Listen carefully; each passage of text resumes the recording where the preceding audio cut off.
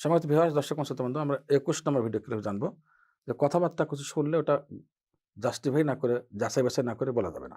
মনে রাখতে হবে। আল্লাহ তাআলা বলেন, লা তাকফু মা লাইসা লাকা বিহি ইলম, যে ব্যাপারে জ্ঞান নেই সে ব্যাপারে কথা বলো না, ফতোয়া দিও না এবং তার পিছে পড়ো না। বিভিন্ন তাফসীর আসছে। আবু হুরায়রা রাদিয়াল্লাহু তাআলা থেকে বর্ণিত, মহানবী সাল্লাল্লাহু আলাইহি ওয়াসাল্লাম বলেন যে, কাফা বিল মারই কাযিবান আন ইউহাদ্দিসা বিকুল্লি মা সামিআ। মানুষ মিথ্যাবাদী হওয়ার জন্য যথেষ্ট যা শোনে তা বলে বেড়ায়। শোনা মাত্র বলে বেড়ানো, কোনো রকম গবেষণা ছাড়া। এটা মিথ্যাবাদী হওয়ার জন্য যথেষ্ট।